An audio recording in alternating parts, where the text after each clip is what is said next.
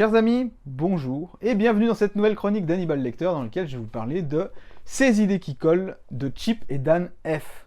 Le sous-titre: Pourquoi certaines idées survivent et d'autres meurent. Vous êtes prêts? On y va. Alors, Ces idées qui collent est un livre avant tout sur le marketing, mais pas que.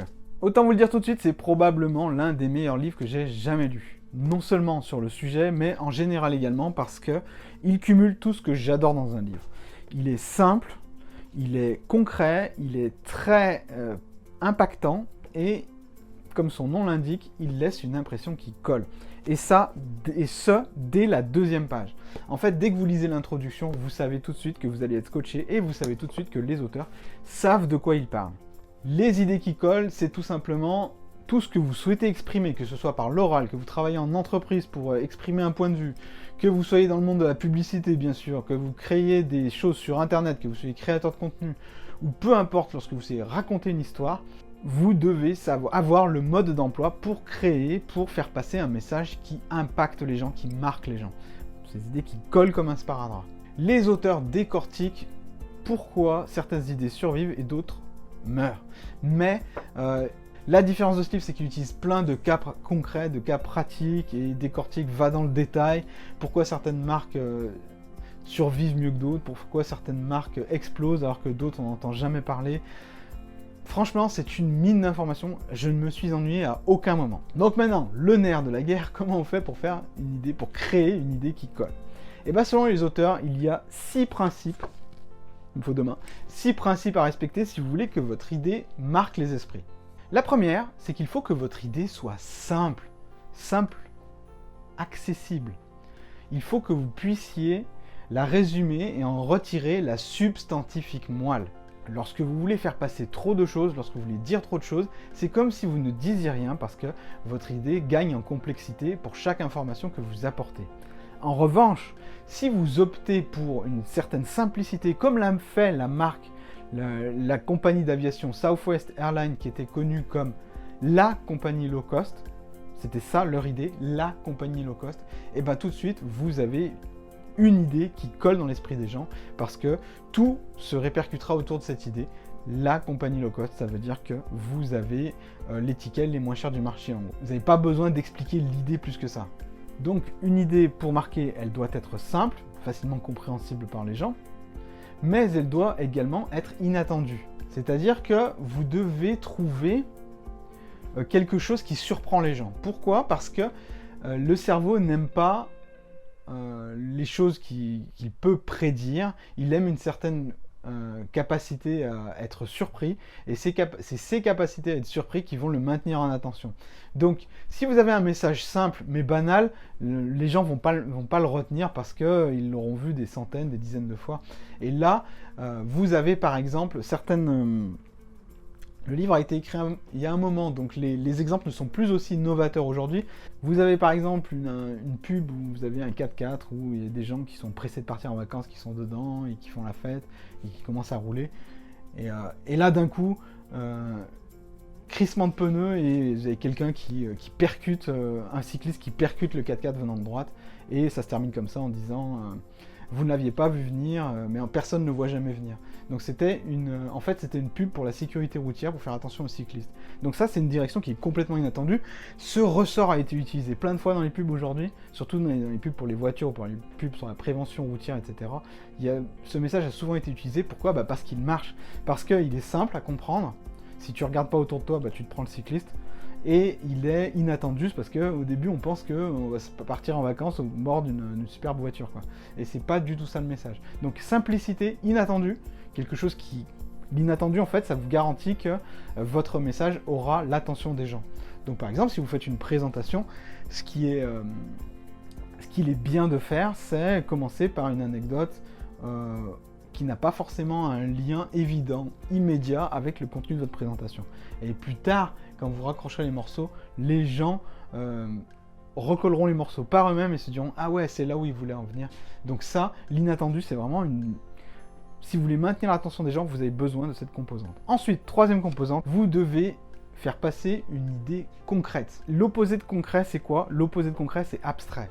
Dès que vous partez dans les concepts, dès que vous partez dans les choses qui sont théoriques, dès que vous partez dans les choses qui sont imaginées, le problème c'est que les gens vont avoir du mal à le retenir parce que ça va pas être assez concret à leurs yeux. Ce qui est concret est facile à mémoriser. Donc votre idée doit certes être simple, inattendue, mais elle doit être très concrète. Ce qui veut dire que si vous avez des chiffres vraiment gros par exemple, ce que Chip et Dan F vous préconisent de faire, c'est essayer de les représenter. Essayez de représenter les chiffres par des choses concrètes plutôt que simplement des chiffres sur un tableau ou sur une page. Ça aura beaucoup plus d'impact sur les gens.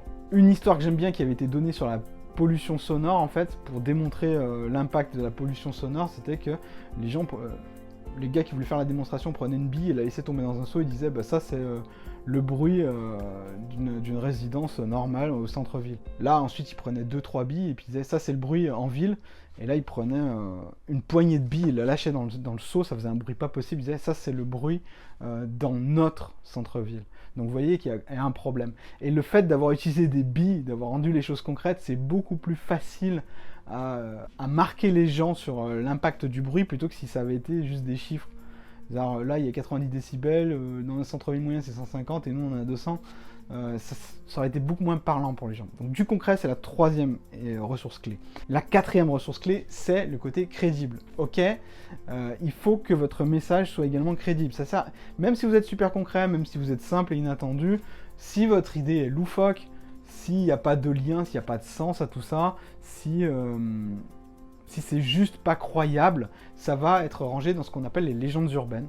Donc les légendes urbaines, c'est beau, c'est des belles histoires qui marquent, mais personne n'y croit, donc au bout d'un moment, votre message, si personne n'y croit, il aura du mal à survivre le cap des années.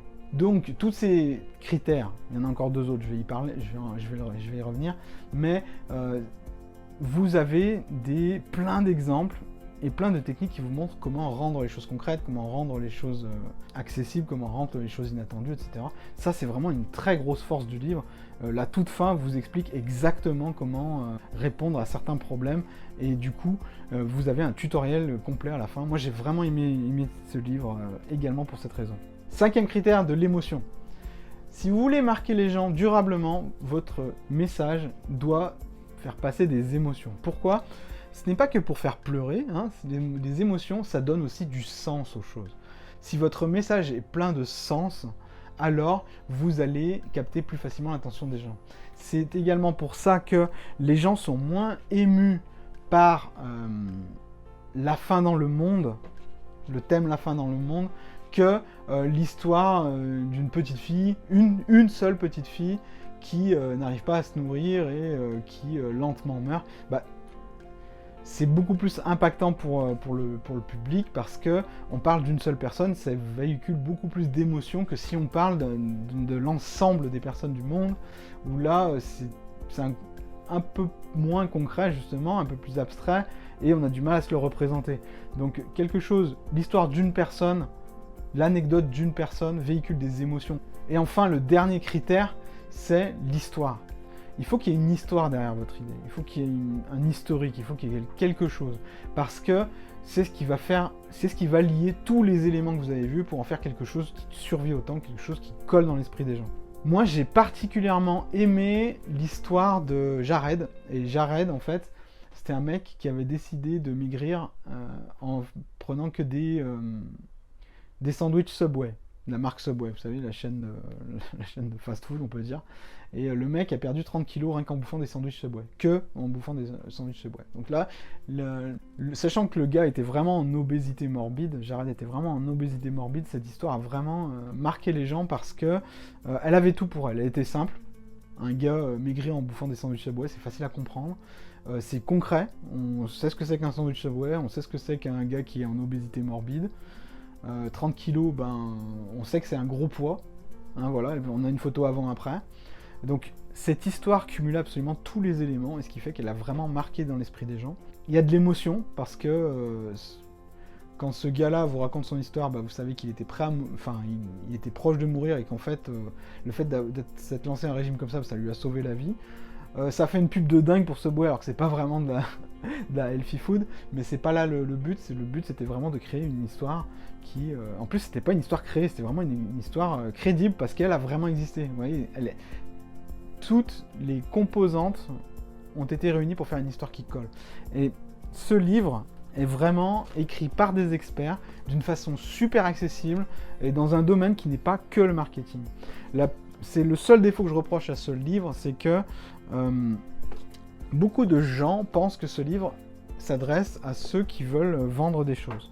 Mais c'est faux, elle s'adresse vraiment à si vous travaillez en entreprise, vous en avez besoin, dans la vie personnelle, si vous voulez faire passer des idées, vous en avez besoin. Pour moi, c'est un livre de psychologie et d'influence. Et pour moi, c'est dommage qu'il n'ait pas suffisamment répertorié comme tel. C'est l'un des meilleurs livres que j'ai jamais lu, je vous le rappelle, parce que moi, il m'a vraiment embarqué. Je l'ai lu à une vitesse pas croyable, et ça aussi, c'est un bon indicateur de si un livre me plaît ou non. Si je le dévore et que je le finis vraiment très rapidement, c'est qu'il est vraiment, c'est qu'il m'a vraiment plu. J'ai pris énormément de notes aussi. Je crois qu'il y a au moins une dizaine de fiches Bristol comme celle-ci là. Hein, ça c'est juste pour le script de la vidéo, mais pour les idées que je voulais vous montrer en premier. Mais j'en ai pris vraiment une dizaine, il y a énormément de choses. C'est un livre qui se relie également. C'est un livre à poser sur votre table de chevet et à revenir dessus, surtout si vous êtes quelqu'un qui crée du contenu. Mais encore une fois, comme je le redis, pas que si c'est votre cas. Même si vous n'êtes pas du tout dans le monde de la création de contenu, ce livre va vous apporter énormément. Vous pourrez le trouver directement dans les liens dans la bibliothèque ci-dessous. Vous pouvez avoir accès à toutes mes notes sur le livre, ainsi que le résumé un petit peu de ce livre. Voilà, c'était Hannibal Lecter pour cette chronique. Je vous dis à bientôt pour un prochain cercle des Serial Readers, je crois. A très vite, salut!